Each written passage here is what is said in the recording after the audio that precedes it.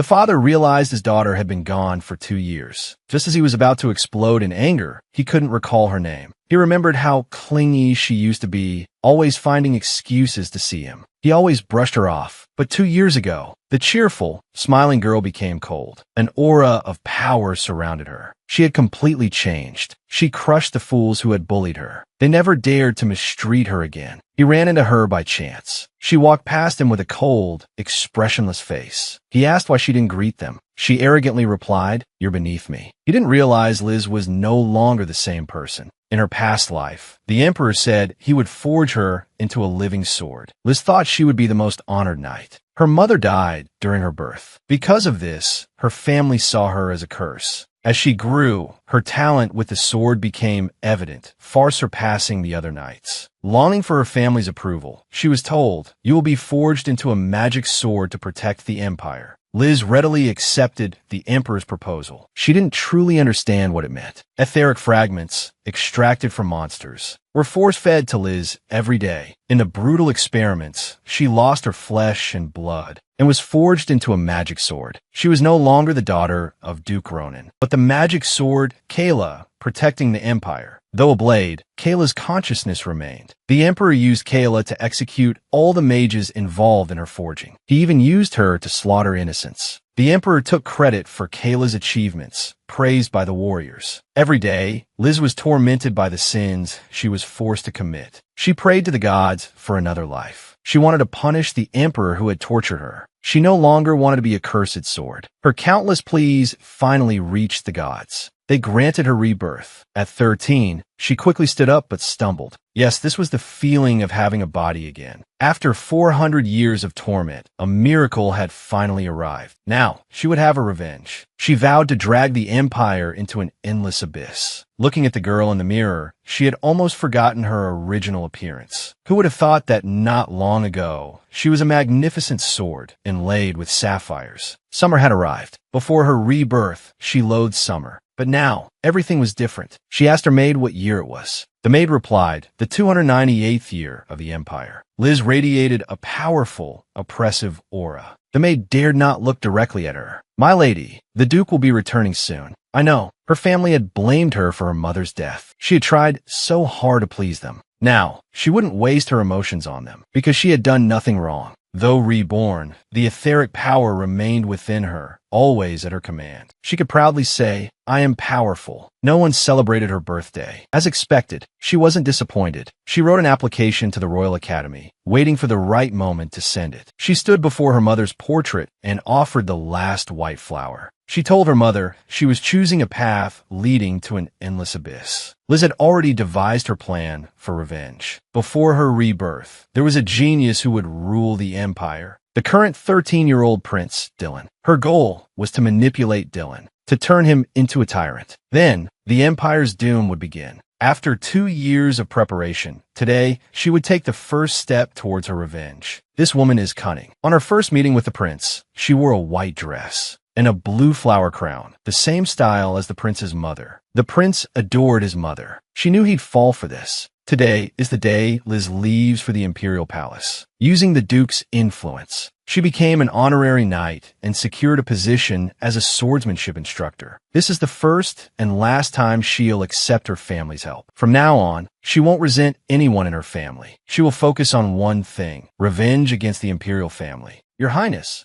I am your instructor."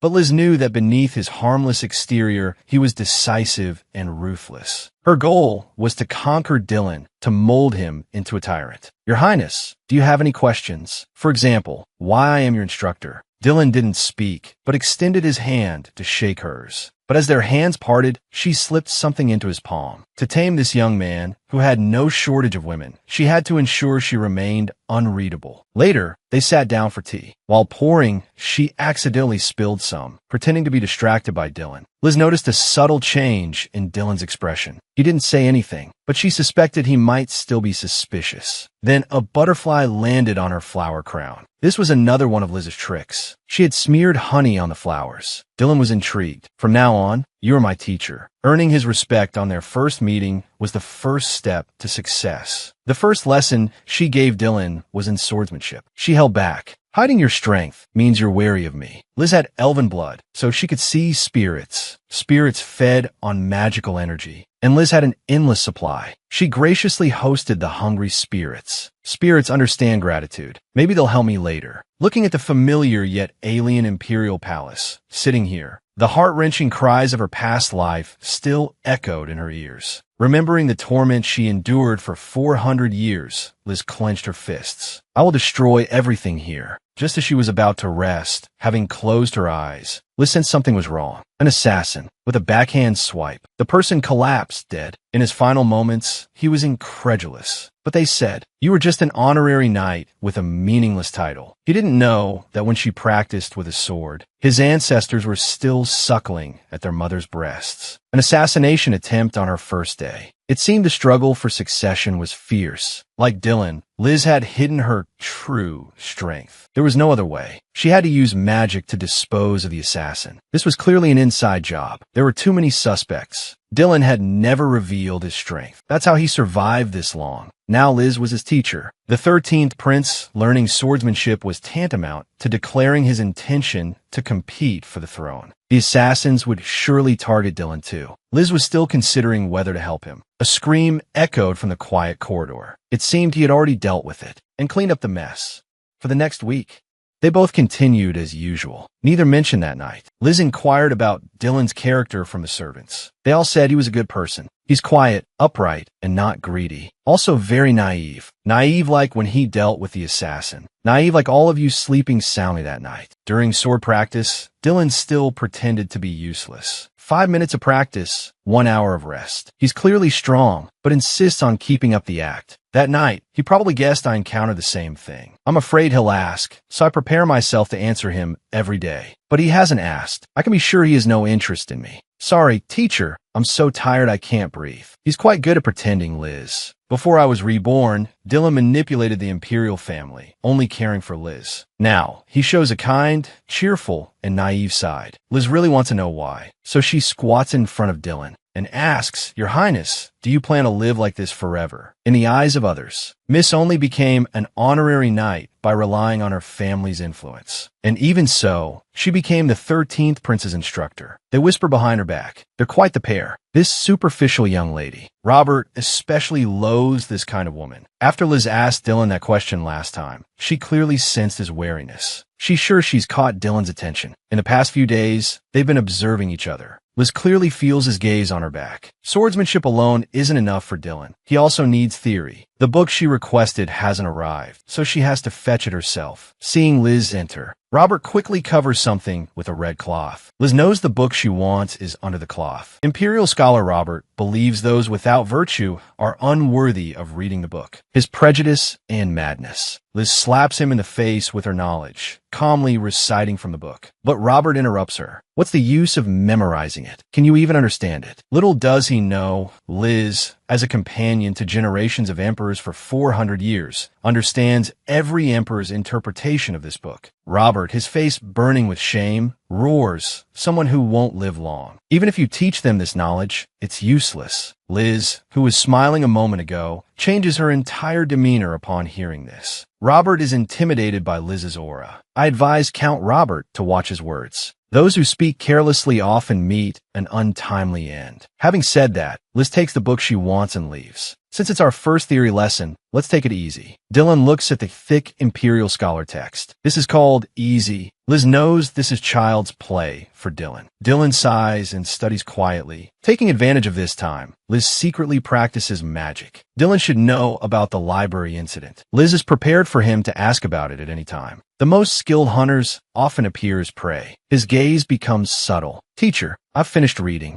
Dylan unexpectedly initiates conversation about the book. "Do you have any questions for me?" "Teacher, you seem to have never mentioned your family." Dylan's question catches Liz off guard. "Pretend I didn't ask. I have no questions." "Teacher, let's end the lesson here for today. Thank you for your hard work. You worked hard too." Dylan's gaze wavers. Once the fish takes the bait, Liz won't let go. Back in her room, she thinks about Dylan's question. Family. Dylan is indifferent to his father. The only one he truly cared for was his mother, Consort Chi. Before her rebirth, Consort Chi was a thorn in the side of the other consorts. They constantly targeted and insulted her, even insulting the crown prince of Consort Chi's home country. The one who suffered the most was Consort Chi. At her funeral, only the fifth prince came. It was he who ascended the throne. She originally thought it was a coincidence, but now she realizes it wasn't. Everything stems from Consort Chi. Dylan was the empire's hidden ruler. A mysterious polymath appeared at that time, painting, composing, writing, even proficient in commerce, medicine, law, and other fields of knowledge. This mysterious person, Dylan, was only discovered after his death. The world lamented the genius's passing. Because of this, the forgotten Consort Chi began to attract attention. Consort Chi's last words to Dylan were to take care of his health and live a low-profile life. This became Dylan's life creed. What if at that time it was written, become the emperor no matter what, or if I can't have the empire, I'll destroy it. Liz was a patient person. She waited for the day Consort Chi would pass away. This autumn, the cause of death was poisoning. It said she suffered greatly. At that time, she would use this opportunity to gain Dylan's favor. At this time, the young master of Duke Ronan's house didn't receive a reply from the young lady. The second young master of the Ronan house felt he had been good to Liz. She was the only person in the family who didn't treat him like heir. He couldn't believe Liz hadn't replied, but he let it go. She would reply sooner or later. But his concern for Liz was only superficial. And she, a 400-year-old swordsmanship genius, was seen as a beautiful ornament who rose through the ranks using her looks. Liz decided to stop hiding her strength and challenge a ninth prince to a duel. Just now, the ninth prince visited, making it clear he came to see Liz. You are the disgrace of the Ronan family. You don't look like a knight. He completely ignored Dylan. I hear you're good at seduction. Are you even teaching properly? I'm much stronger than that fool. If you want to see me, I grant you an audience with the ninth prince. Hearing this, Liz was instantly enveloped by the shadows of her past life. She remembered those unbearable years, being treated as an object, trampled upon without any dignity. Liz was no longer merciful. Abandoning her usual gentle and polite demeanor, she challenged the ninth prince to a duel. The ninth prince's eyes were filled with contempt. A mere honorary knight, he didn't even need to fight her himself. He sent out his guard. The news immediately spread throughout the knights.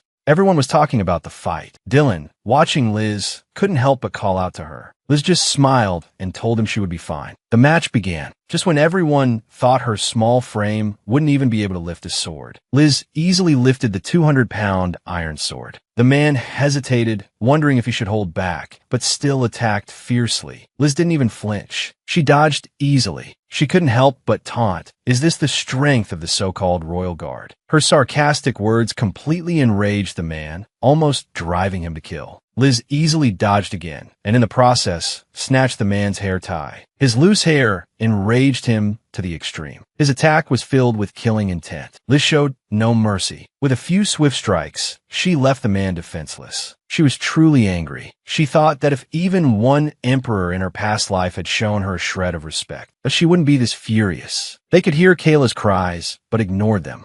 This became a catharsis for Liz. The clean floor was now splattered with the man's blood. Liz pointed her sword at the man's throat. He finally knelt and surrendered. Liz's chilling gaze swept across the stage. The ninth prince beside her trembled all over. He looked at Liz as if she were a monster, immediately stammering an apology for his previous rudeness. Liz accepted his apology. From this moment on, she became famous. After everyone left, Dylan finally asked his first question, "Teacher, why do you think the way I live is so meaningless?" At this moment, Liz's heart pounded. He had finally asked this question. Understanding that this was the only chance to catch Dylan's attention, she couldn't say anything wrong. Thinking it over, she firmly said, "Because you and I are the same kind of people. That's why I empathize so much. I consider myself a confident person, and your highness has always been very confident in yourself as well. You believe you will definitely get everything you want, and this feeling of easily obtaining everything makes you feel bored instead. You start to wonder if the lives of ordinary people might be more interesting, so you hide your brilliance. Unfortunately, it's far less interesting than you imagined." These words struck Dylan's heart. An incredulous look appeared in his eyes. "Since you were young, you've never doubted that you would become the emperor. This matter doesn't require anyone else's approval. Liz gently leaned forward. Your Highness, you can remain wary of me, but you can also try to let down your guard. I think the latter is a good choice. Whichever you choose, I will fully accept it. Dylan didn't speak, but Liz knew that after today's events, Dylan's psychological defenses had been breached. When the girl decided to completely break with her family, her brother started to feel reluctant. He sent his sister a letter a month ago, but hadn't received a reply. He asked the messenger and learned that his sister had just glanced at it and thrown it back. This wasn't right. His sister used to be very clingy, but was disliked by their family. Shouldn't she have been excitedly grateful to receive a letter? He had been worried she would cling to him. Why wasn't it how he imagined? His muttering attracted his father. It seemed he wasn't happy. He had to find an excuse. When he went to eat, he couldn't help but ask his father, "Have you received any news about Liz?" Before he could finish, he was ruthlessly interrupted by the man. Why bring up such an unpleasant topic? He was about to get up, but then he saw the lilies commemorating his wife. He reminisced about his deceased wife, but he couldn't tolerate his still-living daughter. Whenever he saw her at the dining table, he would turn and leave, refusing to eat with her. Over time, Liz stopped coming to the dining room. Now, she had disappeared altogether. Watching his father leave, her brother lost his appetite. The servant's words kept echoing in his mind. How had Liz become a different person? Meanwhile, Liz was carefully dressing herself because she was going to meet Dylan's mother. Dylan only smiled like a child when he mentioned his mother. To win Dylan over, his mother, the 7th Imperial Consort, was a crucial link. Arriving at the 7th Imperial Consort's palace, the luxurious decorations showed Dylan's care. The woman lying in the sickbed was frail, but still retained her charm.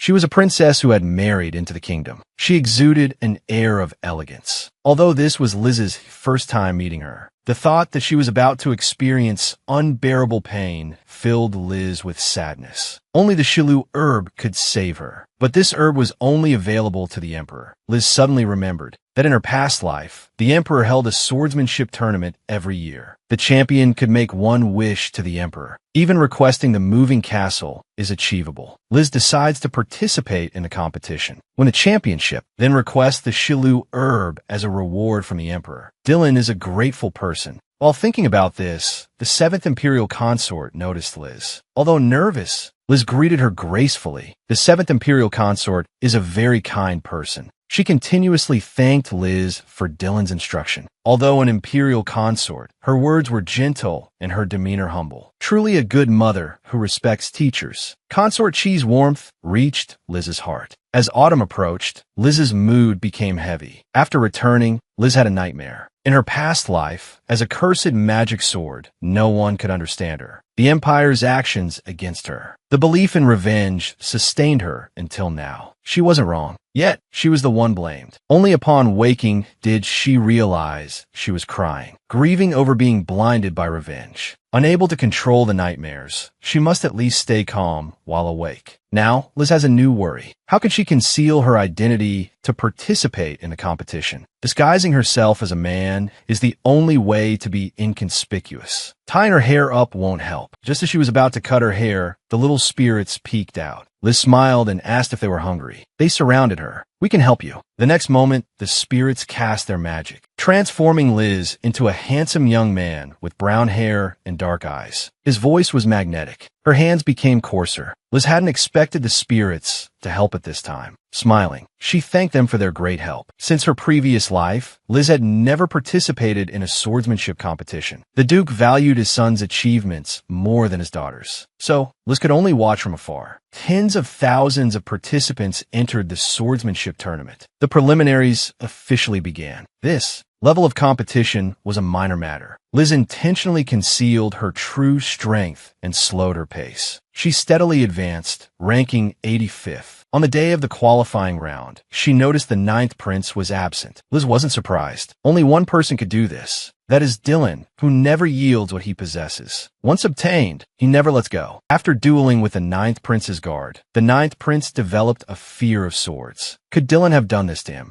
The announcer's booming voice pulled Liz back from her thoughts. She froze. Because her opponent was her eldest brother. To save someone, she disguised herself as a handsome young man with brown hair and dark eyes. Fighting her way through, she reached the semifinals. Now, she faced her eldest brother, Arkan. He was also the Ronin family's only competitor. It was tragic. Their father saw her as a girl and disregarded her swordsmanship skills, no matter how impressive. She was more skilled than both her brothers, yet she could only hide in her room, envious. But now, she could easily defeat her brother, seeing through his every move. His attacks were stiff and predictable, if not for the tournament rules against killing. Arkan would have already died by her sword. Looking at his pierced armor, Arkan was filled with fear. He had used all his strength, yet hadn't landed a single blow. While struggling to understand his predicament, the referee announced the end of the match. Due to the draw, both advanced. But for Arkan, undefeated amongst the nobles, he had fallen from his pedestal. Liz, hidden away from the bustling evening festivities, leisurely sipped her tea. Unexpectedly, she looked up and saw Dylan. Why was he here? Just then, his gaze drifted over. Would he recognize her? However, Dylan only glanced from afar before disappearing into the crowd. Liz also took the opportunity to leave. The next day's semifinals. Arkan was swiftly defeated by Ka, who as soon as he entered the arena. Seeing this, Liz left midway through the match. Ultimately, Liz faced Ka, the one who defeated her elder brother. She recalled how, after his disappearance in her past life, her family abandoned him. Only this man, her fiancé in name only, searched for him for 5 years. Although she didn't understand why he searched for her, she still didn't want to hurt him. But the championship had to be hers. Unsurprisingly, she emerged as the victor. Everyone present was filled with excitement. Someone with no known identity had actually defeated all the renowned competitors. The Emperor, standing on the stage, asked Liz what she desired.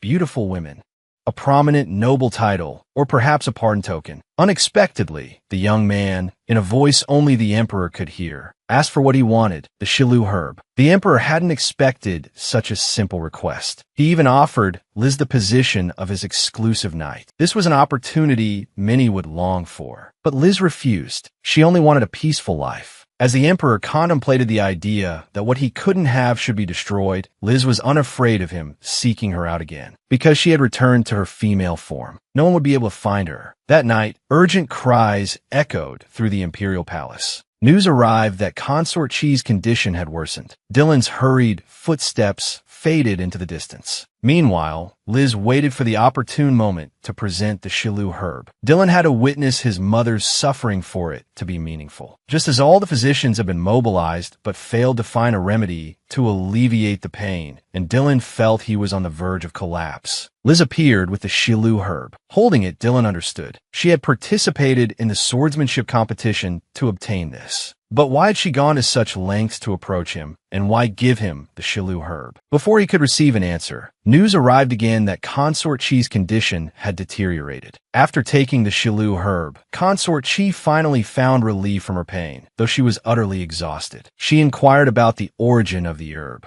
Dylan truthfully told Consort Chi. In return, Consort Chi entrusted her final words to Liz. She entrusted her son to Liz's care. Instantly, Liz felt a heavy weight in her heart, a lump in her throat. In her previous life, while Dylan desperately searched for the Shilu herb, Consort Chi passed away. He hadn't been able to ease his mother's pain, nor bid her farewell. Guilt had tormented Dylan his entire life. Finally, Consort Chi passed away without regrets. At the funeral, there were only 2 figures. The mourners were pitifully few. Aside from the 5th prince, no one else attended. Liz seemed to understand the feelings Dylan carried while serving the 5th prince's ascension in her past life. Feeling the room a bit stuffy, Liz went outside for some fresh air. At that moment, the sky opened up with a torrential downpour. Well, a little rain wouldn't hurt. As she walked, she bumped into Dylan. He held Consort Chi's will in his hand. He handed it to her. Hesitantly, she opened it, surprised that the contents were different from her past life. Do what you want to do,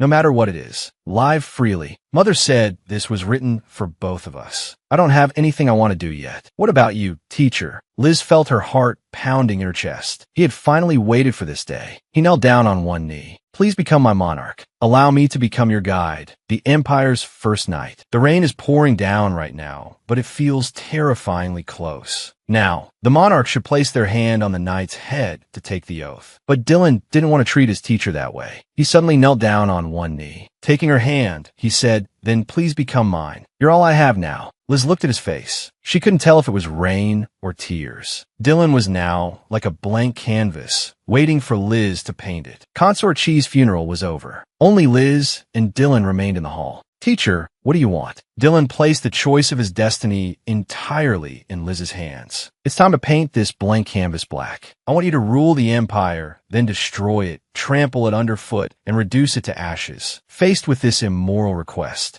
Dylan's reply was, as you wish. Afterwards, to conceal their strength, the two chose to train in the deep mountains. Looking at his teacher, sleeping while leaning against a tree, Dylan's mind was filled with a myriad of thoughts. He was afraid that his teacher would worry, so he pretended to have moved on from the pain of his mother's death and had long since taken off his black clothes. But his teacher still wore them. He gazed tenderly at the sleeping woman. Dylan thought to himself, I really want to grow up quickly. Whatever my teacher wishes for, I will make it come true. Feng Ti, falling in love with another Feng Ti, had gone completely mad. Originally, the throne didn't matter to him. But now, to fulfill his teacher's wish, he could even dethrone his own father. Whatever his teacher said was right. After 4 years of cultivating support, Dylan successfully ascended to the position of Crown Prince. Liz, as the Crown Prince's teacher, became the Grand Tutor. Their status and position were completely different now. The funny thing was, everyone rushed to congratulate Duke Ronan, praising him for raising his daughter so well and even asking for his educational secrets. Every word that fell on the man's ears was undoubtedly a slap in the face. His least loved and most neglected daughter was now more capable than all of his sons. Liz watched the commotion for a while. Unable to stand it any longer, she slipped away to be alone. She had just sat down when her so-called family, led by her deadbeat father, came to find her. He demanded to know what tricks she had used to get involved with the Crown Prince. Liz replied that it had nothing to do with him. Her enraged father told her to keep a low profile in the future and not to disgrace the Ronan family. He even said he would be happy if she severed ties with them. Did he think Liz was still the little girl they could manipulate? She smiled faintly and said, if you could remove me from the Ronan family register, I would be eternally grateful. The three men were instantly speechless. Her father thought Liz wanted to join another family, believing that leaving the Ronan family would be difficult for her. Liz, however, said, I've never enjoyed any special treatment from the Ronan family. It would be much better elsewhere. Since this is a proposal beneficial to both parties, please remove me from the family register as soon as possible. Even after Liz left, the three men remained stunned. When Dylan found Liz, she was writing an application for removal from the family register. Dylan just glanced at it and didn't say much. Teacher, you look beautiful today. His attention was entirely on her. Unconsciously, he reached out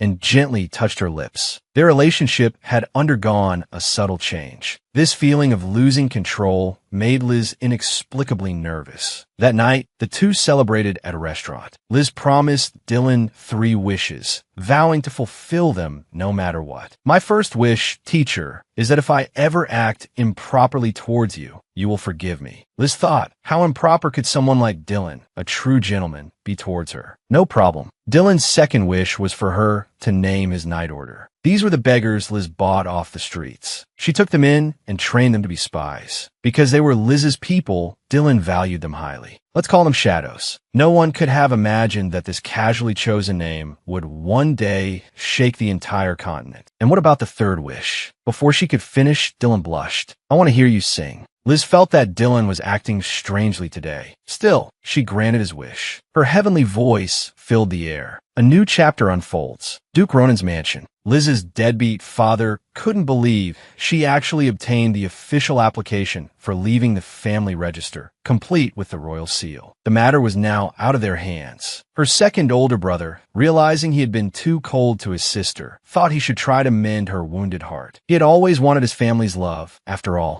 Her eldest brother, however, scoffed and said he could persuade Liz himself. The second brother recalled his childhood, when he told his mother how much he wanted a little sister. He had promised to protect her always. Now he felt incredibly guilty. The eldest brother arrived at the imperial palace, and was told that the grand tutor was in session and couldn't be disturbed. He barged in anyway. He wanted to see just how capable his little sister was teaching the crown prince. He observed the lesson. The eldest brother was stunned. Even in practice, such a high level of skill shouldn't be possible. Her astonishing talent and extreme prowess amazed him. He realized how wrong his previous assumptions had been. Being a grand tutor was a waste of her talent. She could be so much more, yet her family had clipped her wings. By the time Liz turned around, her eldest brother was gone. The second brother saw him return, dejected. He asked what had happened. The eldest brother recalled the swordsmanship competition 4 years ago. The man who won the championship. Perhaps Liz could also claim that glorious throne. What had he and his father done all these years? Liz realized she had been spending too much time with Dylan lately. She needed to keep some distance. It was time to find him a crown princess. The young lady from the Harleven dukedom seemed like the perfect candidate. Upon their first meeting, Mia seemed hostile towards Liz. She even gave Liz snapdragons, insinuating that her time with the crown prince was over and she should leave without being greedy. Her ambition was exactly what Liz needed. Since you also have the crown prince's best interests at heart, miss, thought then I can help you secure that position. Liz took Mia's information to Dylan. As she was presenting Mia's profile, Dylan suddenly paled, as if struck by a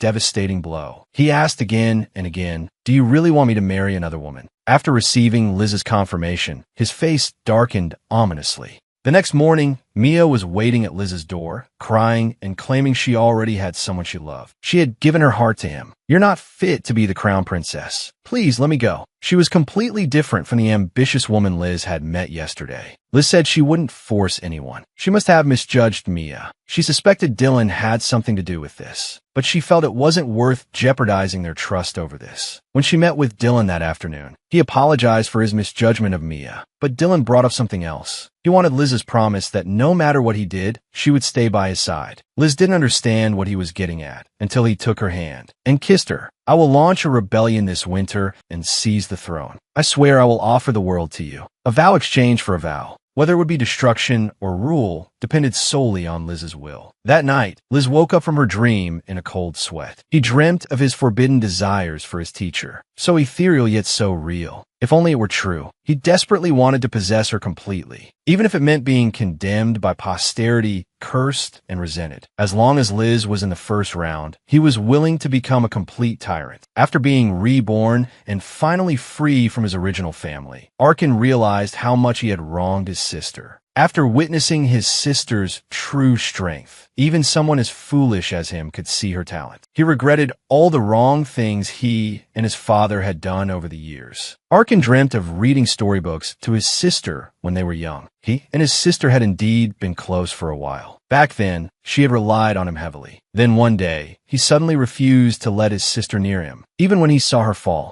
and scrape her knees. He didn't pay attention. He just looked away towards his older brother and father. He was too afraid. He feared that he too would be ostracized by the family if he was close to her. His sister thought she had done something wrong, and when she apologized, her brother coldly pushed her away. He only regretted what he had done to his sister when he woke up, but it was too late. The application had arrived too late. His sister was already gone. The Ronan family was about to hold a family meeting. Their deadbeat father believed that as the eldest son, Arkin should set an example for his younger siblings. Since he hadn't reported anything, could it be assumed that Liz's matter had been resolved? Could the application be considered void? But Arkin asked his father, "Have you cared about our sister all these years? Even a little. You should let go of Mother's death and treat Liz properly." These words completely exposed their father's hypocrisy. He angrily slapped Arkin. He told him he had no right to say these things, because he hadn't done any better. Yes, if their father was the culprit, then they were accomplices. Saying anything now was pointless. Arkin still wanted to reconcile with his sister. The Crown Prince's investiture ball was in a few days. It was also his sister's birthday. The two brothers discussed birthday presents. Rare treasures were too easy to buy and lacked sincerity. She liked to paint, so they decided to give her black roses. Little did they know, their self-righteous act almost killed Liz. The day the ball arrived,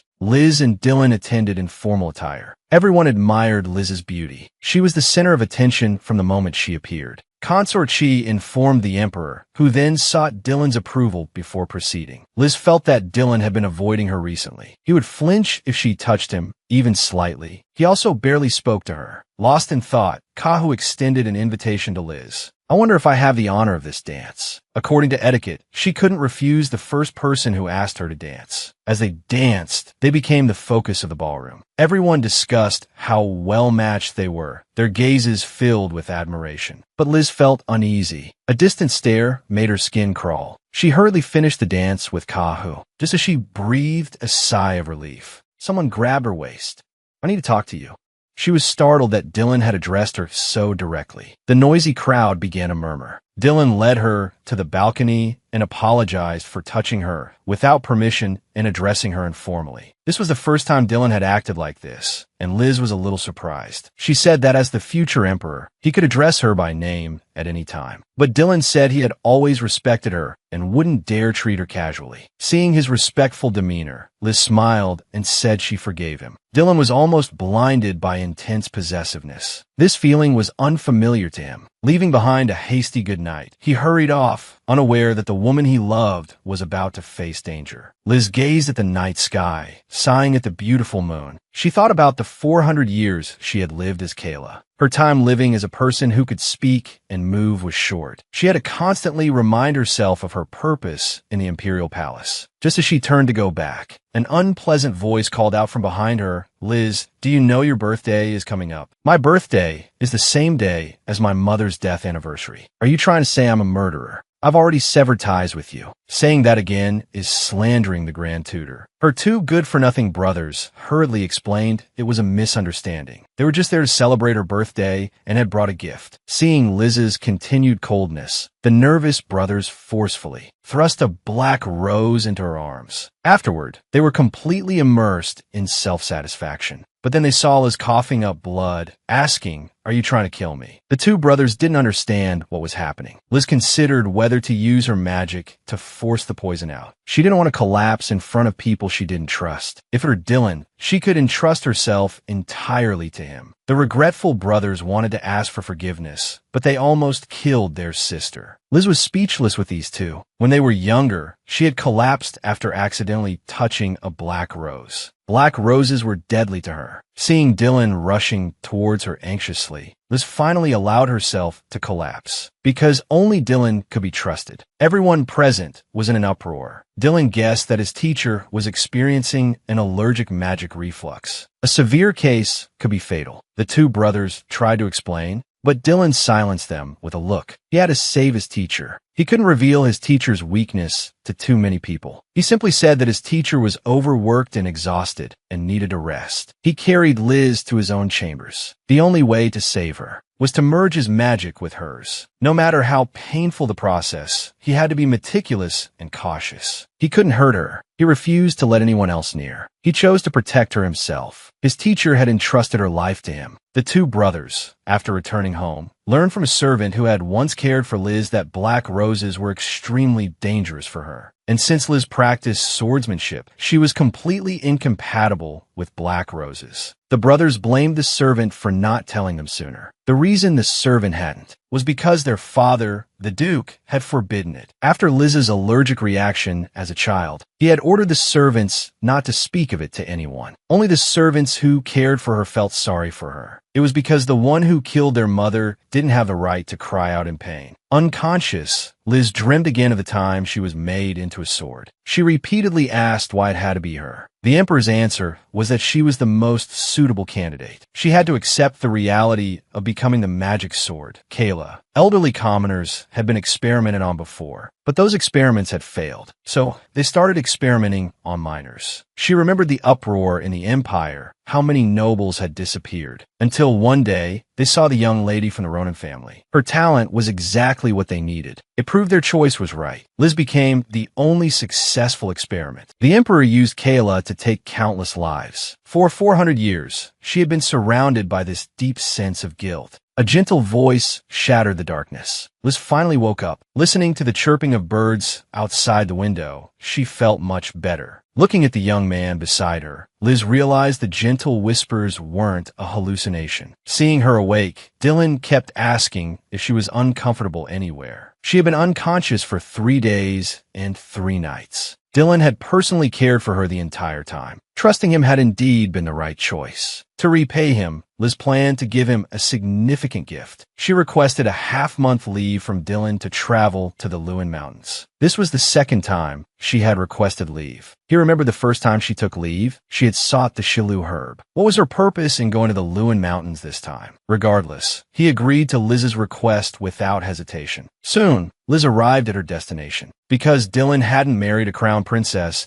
and thus had no shame of an outside wife, those who wanted to rebel needed Duke Kanan's support. Duke Kanan personally came out to greet her, puzzled about what the crown prince's right-hand woman was doing. What scheme was she planning, coming all this way? She even offered to play a few games with him. Whether it was roulette or poker, Kanan lost every round. Liz smiled, saying her luck had always been good. But only the strategist beside them recognized the astonishing intelligence of the woman before them. Kanan, however, didn't believe she had come for mere amusement. Rumor had it Duke Kanan was searching for a family heirloom. But the mountains were teeming with magical beasts, making them inaccessible to ordinary people. I want to make a wager with you. I'll help you find the heirloom, but in return, that the loser must pledge unconditional loyalty to the winner forever. Looking at the seemingly frail woman, Duke Kanan advised her not to take the risk. The magical beasts in the forest, which tens of thousands of people couldn't handle, she claimed she could deal with single-handedly. Liz said she only needed a half-month. Kanan watched from the window as Liz set off, believing she was going to her death. While everyone assumed she wouldn't return, Liz cut a path through the dangers, slaying beasts along the way. For her, dealing with these creatures was child's play. Even S-rank magical beasts were easily dealt with. Finally, she found the heirloom. At Duke Kanan's mansion, the steward hurriedly called for the Duke's return. The morning sun shone on Liz, making her appear radiant. Duke Kanan, do you remember our wager? You must honor it. Duke Kanan and all his knights knelt on one knee, facing Liz. He swore to follow the crown prince without hesitation, placing himself at her disposal. The oath ceremony concluded, and Liz wanted nothing more than to return to the palace. She wanted to give the proof of the oath to Dylan as repayment for his trust in her. At that moment, she longed to see him, unaware that he had also prepared a surprise for her. In a magnificent palace, Dylan, holding ribbons, suddenly heard the voice he had been yearning for. Hearing her call to him, he quickly turned to see Liz had returned. His gaze was gentle and tender. He had planned a surprise party for her the following day. He was overjoyed she returned a day early. Liz froze. Her birthday was also the anniversary of her mother's death. That day felt like a curse to her. Dylan guided her to a seat and removed her shoes. He wanted to wash away the fatigue of her journey with warm water and even rolled up his sleeves to massage her feet. 1,000 words converged into one sentence. Teacher, thank you for coming into this world. Thank you for reaching out to me. After the evening party, Liz expressed her gratitude for Dylan's gift. She loved it. It wouldn't be long before the rebellion. She would personally kill the emperor. Dylan then realized Liz had never addressed the emperor as Your Majesty. What secrets does the teacher hold? He doesn't want to pry. Even if he knew, what then? He's willing to do anything for her. This woman is a ladder. For revenge, he painstakingly lurked by the prince's side, taming him into a docile lamb. Unexpectedly, Dylan is even more unhinged than he is. Liz's original plan was to expose the emperor's crimes to the public, then send him to the guillotine, execute him personally. However, Dylan is increasingly deviating from her control. The day before yesterday was Consort Chi's death anniversary. Liz recalled Consort Chi's dying wish, entrusting Dylan to her. The time is coming. She cannot be swayed by anyone. Feelings are too extravagant for her. She cannot forget the 400 years of hatred and rage. Dylan is about to transform from a pure youth into a usurping tyrant. That night, they formulated a battle plan. The first step is to seize the royal family's secret library. It can provide ample justification for this uprising. If the uprising fails, there's only one way out: death. For the teacher's wishes, he can charge forward without hesitation. The great battle is imminent. Dylan, masked, leads his knights into the imperial palace.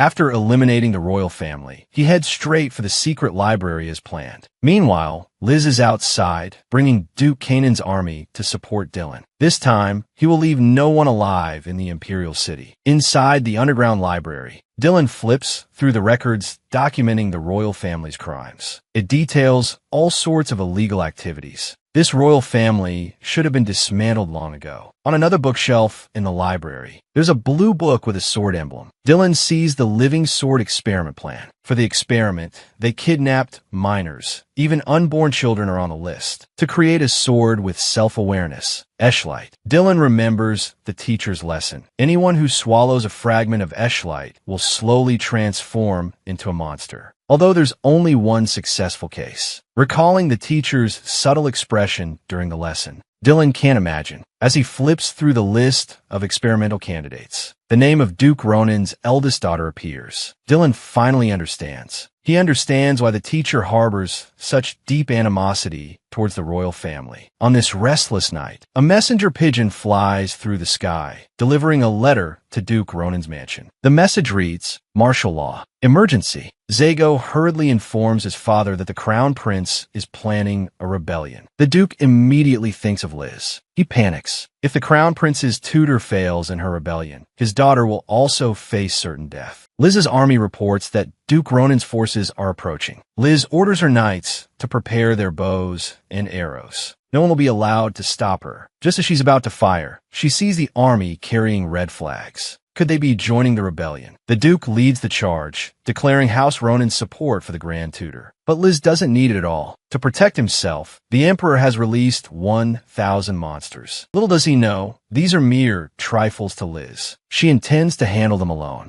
Her father anxiously objects. Isn't this suicide? Liz dismounts her warhorse. With a single, casual swing of her sword, she dispatches a monster. Like a goddess of war, she addresses her soldiers. Retreat is not in my vocabulary. I'll deal with the monsters. You go and stop the Emperor's reinforcements. These are my orders. Execute them immediately. The knights' morale surged. Dylan had just left the Imperial Library when he was surrounded by the Emperor's knights. Prepared for a bloodbath, Dylan easily dispatched the knights. The scene was ablaze. Dylan ordered his knights to secure the library. Liz had also finished her battle. Victory signals arrived from all directions. Standing on high ground, she felt an unprecedented thrill. This day had finally arrived. She had waited so long for this moment. The careful planning of the past few years had become reality. She thought of Consort Chi. She remembered Dylan, untamed and innocent. The wind ruffled his hair. She reminded herself that Dylan was merely her pawn. She couldn't afford to be soft. At this moment, she was like an angel of death in the night, a chilling, unreal apparition. Now, all she needed was for Dylan to deliver the Emperor, and she could finally have her revenge. But hours passed, and there was still no news. Liz's expression darkened. She leaped onto her horse and galloped towards the Imperial Palace. The vast hall was empty, save for the scattered corpses of nobles outside. A strong sense of unease washed over her. Had Dylan already killed the Emperor, she wouldn't allow her years of effort to be wasted. At the rear of the palace, Dylan cornered the Emperor. He now understood Liz's motive for approaching him. It was nothing more than to take revenge on the Emperor herself. If Liz succeeded, his existence would be meaningless. Even if Liz resented him, it didn't matter. He would kill the Emperor himself. He raised his sword, then hesitated. He thought a more interesting method than simply killing him. When Liz arrived at the palace, she assumed Dylan had killed the Emperor. She had explicitly stated that she wanted to do it herself. But Dylan said the Emperor was still alive. Liz asked him what he had done to the Emperor. "Just as the Emperor did to you," Dylan replied. "I condemned him to hell. I made him consume Eshlight fragments. He won't die no matter what. You can do whatever you want to him. Torture him as you please. If you wish, you can even forge him into a sword. He will suffer for all eternity. Teacher, this is the perfect gift for you. Shouldn't you praise me?" Liz had always wanted to take revenge on the Emperor through legitimate means. Forging a person into a sword, such an act that transcended human limits, was truly abhorrent. Dylan had completely lost control. Fear crept into Liz's heart. She wanted to flee, but then she thought Dylan had perfectly destroyed the royal family. Wasn't this the outcome she had always desired? Liz caressed Dylan's face and praised him, saying he had done exceptionally well. Dylan's uprising uprising was successful. The situation quickly came under control. But Liz wasn't as happy as she had imagined. Things had spiraled beyond her control. Gazing at the water's surface, Liz saw spirits appear beside the bath. She asked the spirits if they would help her if she decided to run away. The spirits swirled in the air. "Kind one," they said, "we will always be on your side, helping you. Being cruel is momentarily satisfying, but chasing after a girl can lead to a fiery demise." After Dylan ascended the throne, the Ronan family became the object of everyone's flattery. But no one knew that Liz had already severed ties with her family. Her father still held out hope for his daughter, perhaps fearing the consequences if the rebellion failed. He had filed a petition to protect the family from implication. But her jerk of an older brother told her father to wake up. Liz didn't want to see her family. That's why she became the 13th prince's tutor. She used to try so hard to please her brother. But Zago told her not to waste her energy. He would never see her as a sister. Looking back, Zago regretted it deeply. They had countless opportunities to make amends, but they all missed them. Liz would never forgive him. Now, he could only hope that time would heal his sister's wounds. Meanwhile, Liz was disturbed by Dylan's changes. Ultimately, he had grown too fast. Then a maid announced that Kahu requested an audience. He was the first to congratulate Dylan on becoming the imperial tutor. Kahu could keenly perceive the passage of time. Liz suspected he might also be someone who had traveled back in time. After a brief exchange of pleasantries, Kahu took his leave. Actually, Liz should have had a celebratory drink with Dylan yesterday. She felt a little bad about not going, so she decided to dress up nicely, because this was her and Dylan's first dinner with their new statuses. But in fact, Dylan also knew some of Liz's movements. The Black Knights reported the imperial tutor's meeting and conversation with Kahu. It was that Kahu again. He had heard about the near engagement between him and his teacher before. Dylan clearly felt a sense of crisis. While waiting for Liz to arrive, Dylan didn't understand why he suddenly felt so nervous. As the footsteps grew closer, Liz greeted, "Greetings, son of the Empire." The pure white dress made her even more beautiful. Dylan blushed. Just drinking would be a bit boring. Liz suggested they play a truth or dare game. If the person being questioned couldn't answer, they lost. The loser had to grant the winner a wish. Dylan asked first, "What are the Eschlite fragments?" Liz didn't expect Dylan to ask this. It made her feel suffocated. However, Liz still answered his question. "They are the root of the mushrooms. They are corpses tainted by the evil god." Liz asked, "Your Majesty, what do you think of the people who consume the fragments?" Dylan thought they were worthless. He asked Liz if she was hiding something. Liz replied, "No. After all, who would have thought about time travel?" "Your Majesty, do you have someone you love?" Dylan didn't deny it. "I've loved that person for a long time." As far as Liz knew, the only person of the opposite sex who had been around Dylan for a long time was herself. Her probing only made her more confused. "What about you, teacher? Do you?" Hearing his question, Liz thought of Kahu. She knew clearly it wasn't love. She couldn't forget that during the days she was missing, only Kahu had looked for her. She was grateful and wanted to protect this sincere feeling. So she firmly answered no. Then she asked her last question, "Can I know who the person your Majesty loves is?" Dylan panicked. His intuition told him that once his teacher knew his feelings, he would be abandoned. So Dylan chose to forfeit. But even though he pretended to be calm, he couldn't hide his nervousness. Liz's suspicions were confirmed. It seemed she needed to revise her plans. Meanwhile, Red Hair received an assassination request. The client offered triple the price for the Imperial tutor's life. Red Hair flatly refused. That was the woman who single-handedly fought 1,000 monsters. Assassinating her was suicide. In fact, Red Hair had once tried to assassinate Liz when she was still a tutor. He was instantly defeated. He knew her strength all too well. He had even begun to admire Liz. He warned the other members of his group, not just the Imperial tutor, avoid everyone from the Ronan family from now on. Even though Liz had left the family, they were still blood relatives. If they offended the Ronan family, they might face her revenge. It's terrifying just thinking about it. Besides, he doesn't want Liz to hate him. Liz woke up early in the morning, recalling yesterday's events. She was certain that the person Dylan loved was her. Now, she had to adjust her plans based on Dylan's changing feelings. Preparations for moving to the Emperor's quarters were complete. In principle, the teacher and student should live in the same palace. Liz hadn't expected, however, that Dylan would give her the Lilac Room. This was reputedly the safest place in the Imperial Palace, equivalent to the human heart. It was originally the Emperor's room.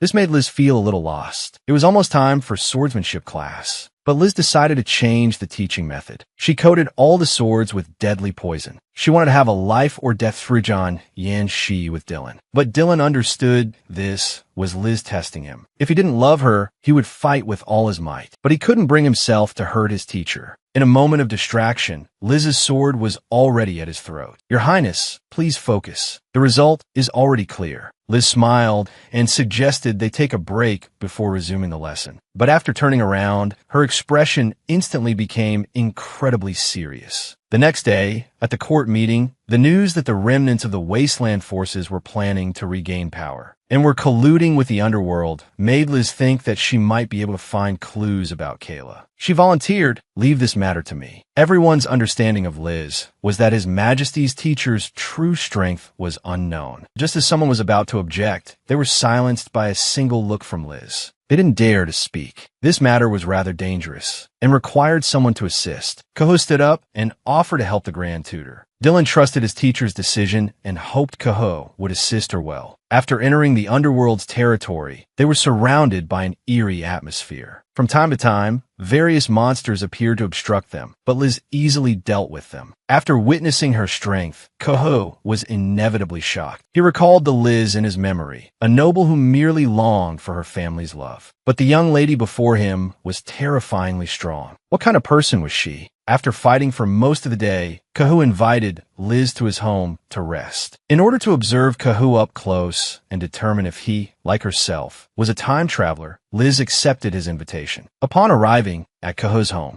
Liz immediately wrote a message for her winged messenger to deliver to His Majesty. To improve work efficiency, she would stay at Kaho's house for the night. After the winged messenger delivered the message, a certain person's face darkened upon seeing it. Was his teacher testing him? Or did she truly have feelings for Kaho? Dylan could no longer remain calm. He was consumed by a frantic desire to possess his teacher completely. Soon, the 3-day siege successfully concluded. As soon as Liz returned to the Imperial Palace, Dylan rushed to see her. Seeing his teacher wearing clothes he'd never seen before, he guessed it was a gift from Kaho. He wanted to tear the clothes to shreds, but he could only clench his hands, struggling to control his extreme jealousy and possessiveness. He smiled and asked how his teacher had been these past few days. Upon hearing her say she'd been happy, Dylan asked, "Teacher, do you like Kaho?" Liz knew he was testing her. If she said she liked Kaho, perhaps Dylan would give up. "Yes, Your Majesty. I like her." Dylan smiled, saying it was a good thing, but his grip on her hand noticeably tightened. It was autumn,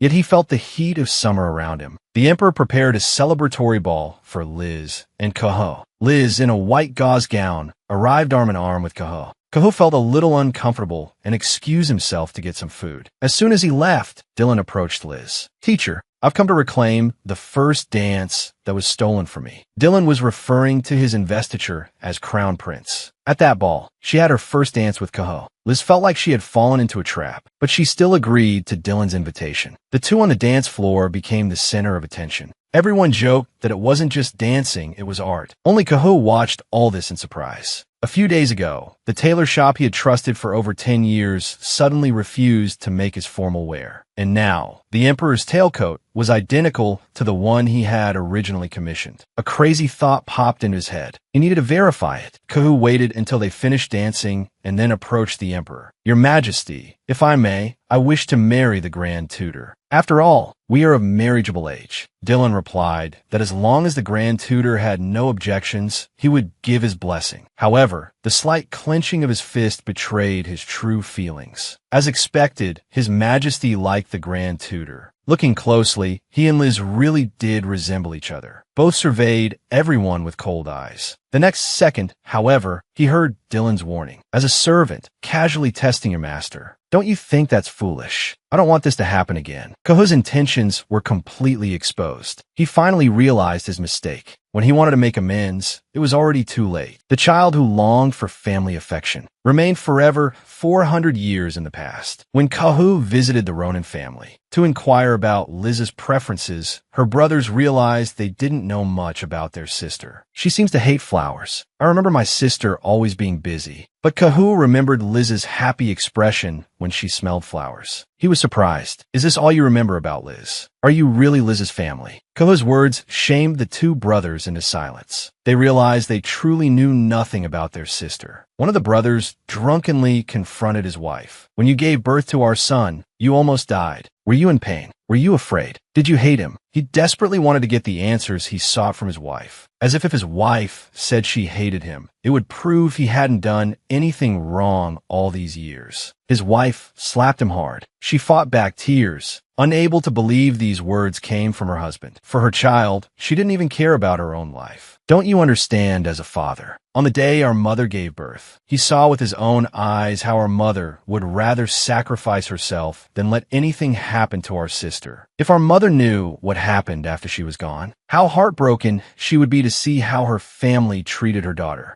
Outside the door, their father overheard these words. He remembered the meaning behind the name he gave his daughter. In the ancient language, it meant happiness. And what had he done for his daughter? But Liz now no longer needed these false relationships. She was the grand tutor, second only to the emperor. She was the genius who won the swordsmanship tournament. She was the woman even the emperor admired. To fulfill her teacher's wish, she would destroy the empire. Dylan plans to start a war soon. Liz didn't expect him to move so quickly. With the new Dylan I on the throne, the empire's economy and politics have reached their peak. Even if war breaks out, the citizens will rise up to pledge their loyalty. But they don't know that only defeat and death await them. The new emperor's war plans. The day is finally coming. Liz couldn't hide her excitement as she praised him. "You truly are exceptional, teacher." This heartfelt praise ignited a fire within Dylan. He could no longer restrain himself. He desperately wanted to confess his feelings. With such a look in his eyes, he said, "Teacher, I love you. Teacher, you must understand my feelings, right?" But Liz chose to play dumb. "Your Majesty."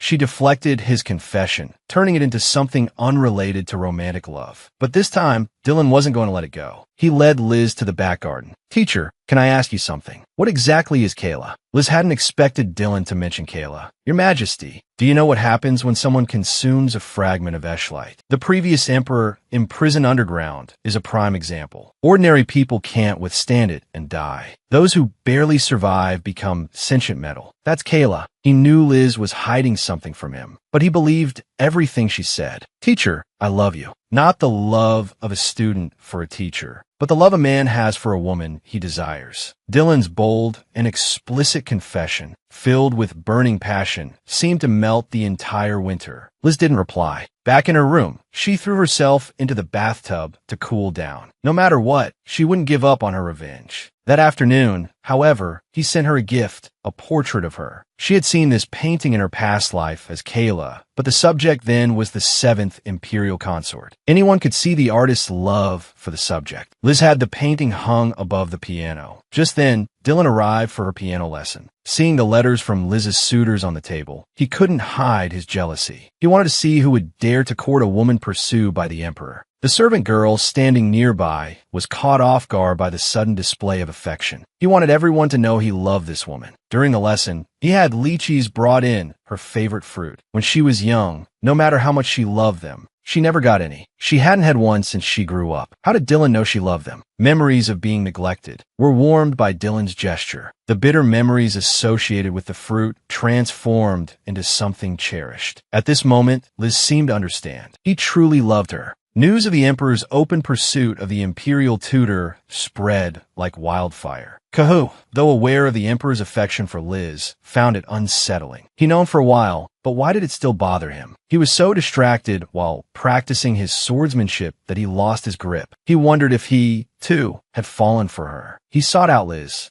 and pleaded with her not to get too close to the emperor. Being together is too dangerous for us. Kahu, Liz's fiancé in her previous life, had been reborn into this era with his memories. He hadn't expected someone else to capture Liz's heart. Liz understood. He was confessing his feelings under the guise of a warning, but she didn't intend to heed his words. For her, only Dylan was her most precious person. Only by his side could she be truly carefree. Dylan prepared the ice shot courtyard for Liz. He had his people preserve it with magic, an ice crystal spell that never melted. Arm in arm, they continued to plot their revenge. Liz was wary of love, even willing to use Dylan. but he didn't care, saying it didn't matter. At that moment, Liz's guard dropped. Dylan bent down and saw the imperial cup. As he knelt, he remembered. Only Dylan had treated her with respect from the beginning. He was the first person in her life to acknowledge her. Liz unconsciously hooked her finger under his chin and kissed him impulsively. The moment their lips touched, Dylan froze for a second. He quickly took the lead. Her rebirth was for revenge, but Dylan was willing to be with her, so why not fall in love together? He knew Liz wasn't entirely resolute. It didn't matter. He was confident he could fill the cracks in her heart. He ordered Liz to come to his bedchamber the next evening to watch the fireworks. Liz knew exactly what that meant. "I'll be waiting for you." He had finally won the woman he had loved for so many years. When Dylan suggested they spend the night together, Liz didn't want to refuse. Back in her room, she saw the sprites again. They asked if she needed help with her first night with Dylan. Sprinkling sprite dust would make it a wonderful experience. But Liz refused. She didn't want to rely on external forces to advance her relationship with Dylan. She wanted to experience and confirm it with her truest self. The following night, Liz arrived as promised. As the fireworks exploded, Dylan spoke of how he felt when he first met Liz. "It felt like destiny, like you were always meant to be mine. You coming here tonight means you agree. If you regret it, we can stop at any time." Liz said she didn't regret it. At that moment, they truly belonged to each other. When Liz opened her eyes, Dylan was already awake. He had been watching her for a long time. Dylan held her hand tightly and kissed it gently. It was the first time he had said her name, Liz. "What are we now?" According to palace etiquette, the emperor couldn't have a lover. Women in the harem were either empresses or concubines. But that doesn't apply to us. We are lovers. Hearing this, he was extremely pleased. He couldn't wait to announce their relationship. That way, no one else would pursue Liz, while he was still reveling in love. Liz hadn't forgotten her original purpose, revenge, but this wasn't so bad either.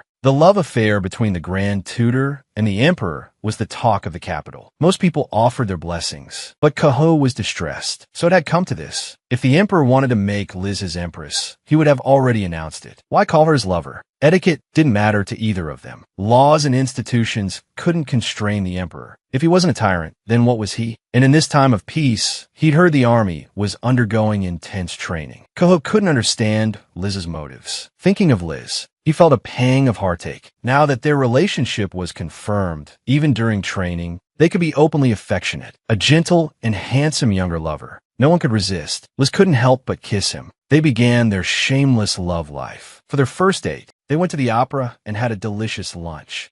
Like any ordinary couple, they strolled through the forest as the sun set. Dylan had so many things he wanted to do and memories to share with Liz. He even started to feel anxious, thinking that if he didn't hurry, he might never have another chance. Perhaps noticing Dylan's unease, Liz gently comforted him. "Your Majesty, I'm right here. I won't leave." That night, Liz was still reminiscing about their date, feeling both happy and excited. Then she noticed a patterned envelope beside her vanity mirror. She thought of the blonde man. As long as she tore open the envelope, he would appear immediately. Did the magic tower have new information? The moment the envelope was torn open, the blonde man appeared in the room. Upon seeing Liz, he began his fervent recruitment pitch again, hoping she would join their organization. Liz, however, was only concerned with what information he could provide. The man had no choice but to get down to business. It turned out that the true mastermind behind Kayla was the magic tower. They wanted to forge those who had ingested Eshlight shards into a sword, to create a god with human hands. This world actually has two gods. One is Eshlight, and the other is the evil god. The evil god was originally a conglomeration of magic. Liz couldn't believe it. The person the magic tower had been searching for was her. The only person who had ingested an Eshlight shard and become one with it. She would never forget the joy and greed in their eyes back then. The magic tower created Kayla as a vessel for the evil god to descend. Liz gestured for the blonde man to continue. He believed the Kayla project hadn't been successful yet. The magic tower's goal hadn't been achieved. Theoretically, the evil god descended upon Kayla, but in terms of magical structure, the dominant power still resided with the body's owner. The evil god would be gradually absorbed by the body's owner, eventually becoming the true evil god. Although your information is interesting, I still won't join your organization. The Magic Tower still didn't know that Liz, this future success story, had been reborn. Liz realized with horror that she seemed to be the evil god. The next day, Liz searched through every book in the library, but couldn't find any information about the evil god. The redhead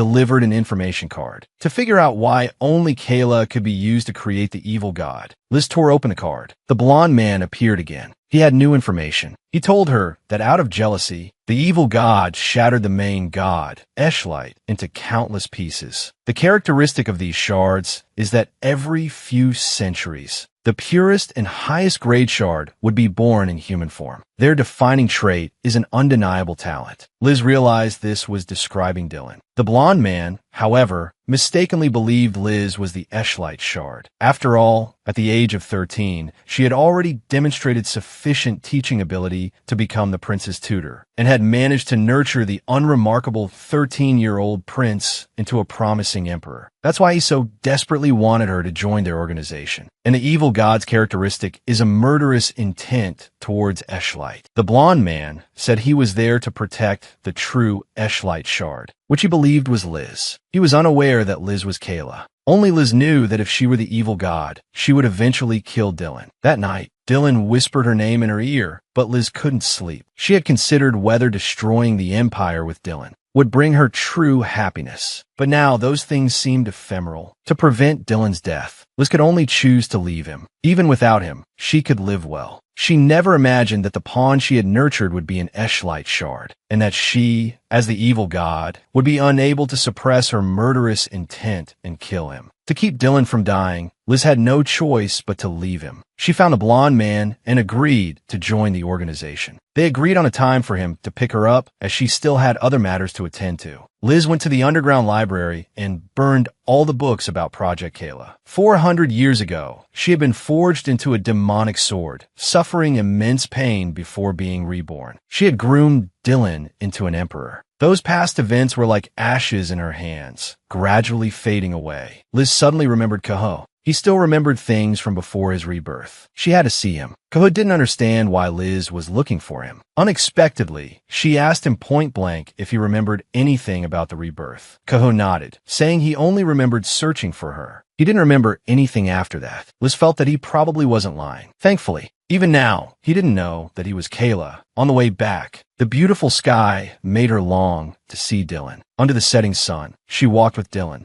Unless something unexpected happened, this would be their last time together. Dylan had to attend to state affairs. Although reluctant, they would see each other again tomorrow. Dylan smiled and left, completely unaware of the reluctance in Liz's eyes. At night, Liz appeared at the underground prison, cloaked in black. She pushed open the cell door. Inside was the deposed Dietrich I. Dietrich I was still muttering curses to himself, clearly insane. But he recognized Liz at a glance. He even knew about her being forged into a demonic sword. He asked Liz how she still maintained her human form. "Didn't I already forge you into a sword?" It seemed that after the former emperor was fed the Eshlight shard, his memory was also incomplete. Liz didn't want to waste any more time with him. "Listen, Dietrich I, your empire has fallen. Fire has spread across the land. Your countless imperial subjects have all been reduced to ashes. I'm glad you've recovered your memories." As the man wailed in despair, "Impossible," Liz grabbed him. With a single stroke, she finished off the man who had dragged her into the abyss. Liz finally avenged the hatred of 400 years. She set fire to everything there. She should have done this a long time ago. Standing in the raging fire, Liz thought only of Dylan. His blood-soaked reign actually had nothing to do with Dylan. It was she who had twisted him, the once righteous man. Now she should leave this place. Spring was coming. She only hoped that Dylan could live a good life. At dawn, the blonde man and his organization arrived as promised. Liz looked back at the palace one last time. She had always wanted to tame Dylan, to make him devoted to her. But recalling their sweet past, it was she, the mage, who had been tamed. Liz disappeared completely into the magic circle. An attendant reported a fire in the dungeon. The imperial tutor was also missing. The guards and prisoners were unharmed, but only the former emperor was dead. Dylan looked at the dagger on the ground, remembering that it was Liz's. She had personally killed the man who had caused her so much trauma. The shock was considerable for him. He told her to leave for a while to compose herself. She would be back soon.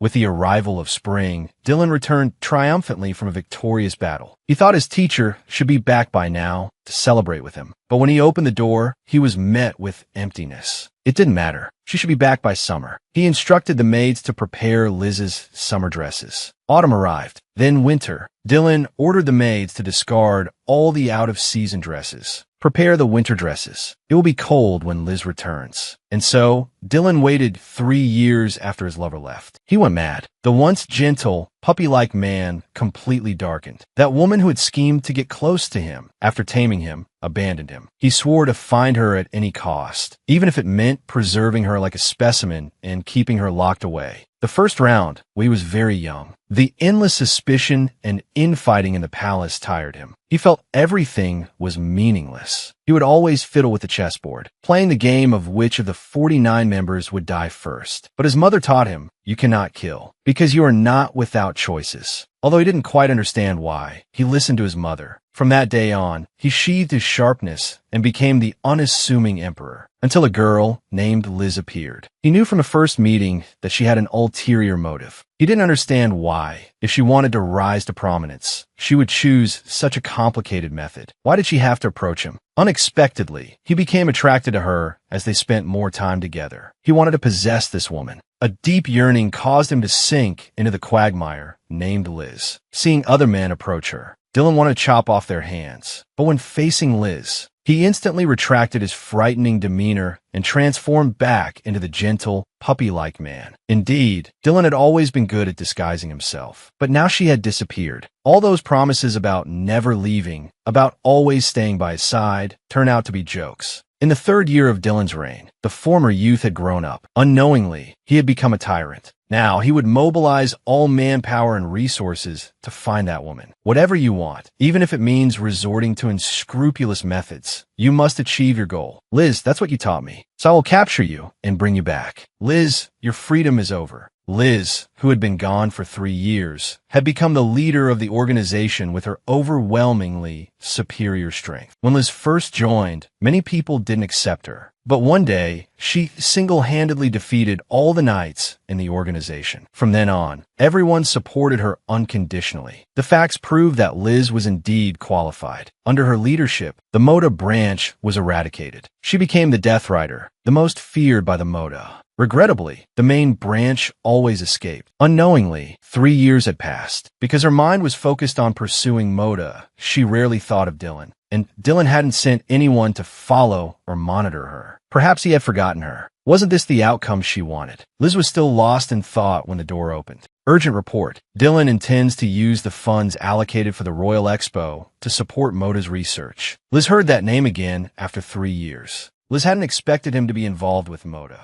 She didn't understand why the royalty, who had previously stayed out of the conflict between Moda and the organization, would suddenly intervene. If this continued, the tragedy of Project Kayla would repeat itself. Once Moda gained royal support, they would make a comeback. Project Kayla. Moda's high command would definitely appear. Liz planned to use this perfect opportunity. Eliminate Moda. It's risky, but it's worth a try. Down in the desolate underground, Dylan couldn't understand why Liz only looked at a Hyligs-related technology. He felt enraged by everything about Project Kayla, filled with a desire for revenge, as if the Kayla project had already succeeded. He almost burned all the Kayla project files, but then thought better of it. None of it mattered anymore. Nothing was important. Liz's departure had driven him mad. Now, all he wanted was to find her. Everything is ready. He must capture her, no matter the cost. After her organization arrived at the destination, they discovered the entire royal knights were present, not to protect Modi or the emperor. When Liz was surrounded by the royal knights, she realized Dylan's target had been her all along. He had calculated correctly. Liz wouldn't fight against her former subordinates. She could only surrender. One by one, the members of her organization fell. Then Dylan appeared. "You haven't changed a bit, Liz," he said.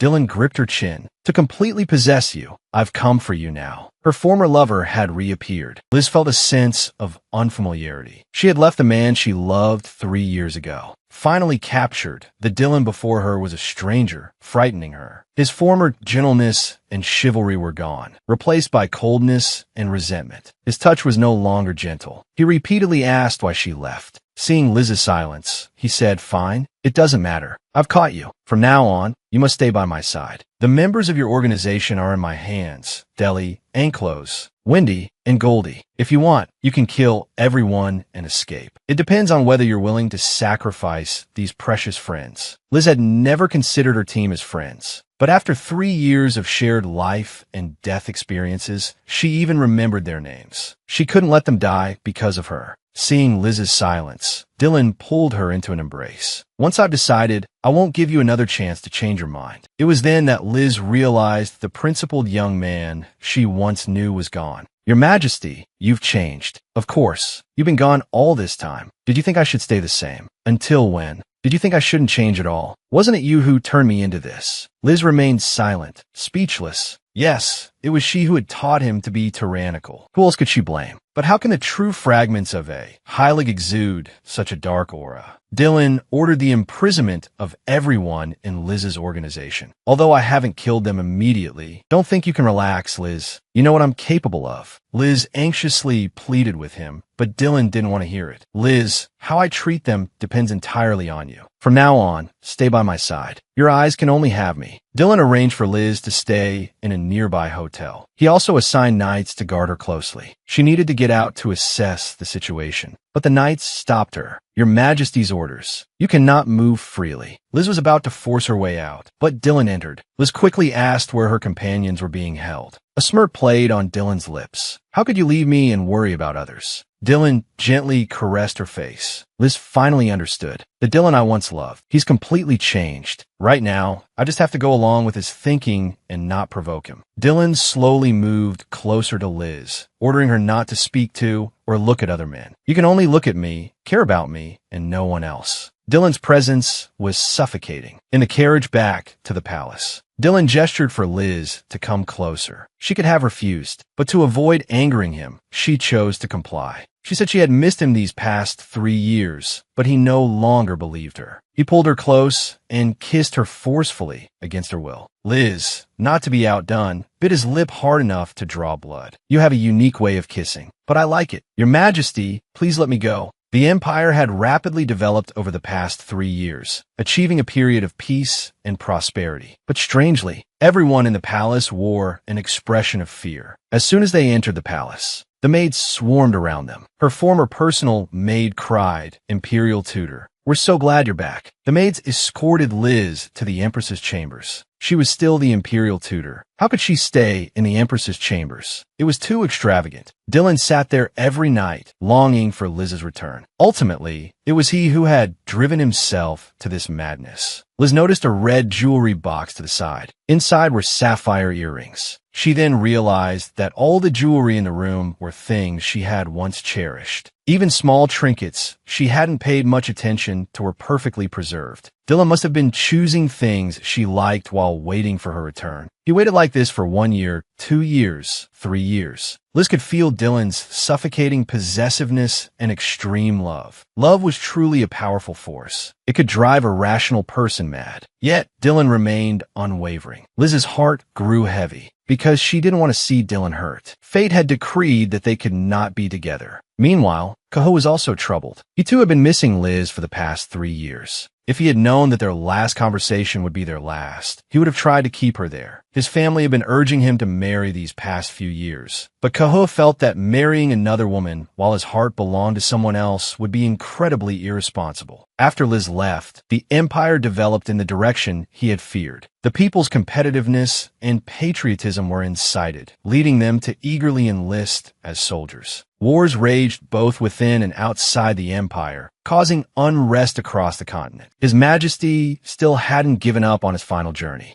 This was even more frightening. Duke Xiao, if a caged bird flies away for freedom, do you think the fault lies with the unbroken wings or with the person who built the cage? When His Majesty asked him that, Cahoe felt that Dylan's last thread of rationality was about to snap. When His Majesty asked him that, Cahoe felt that Dylan's last thread of rationality was about to snap.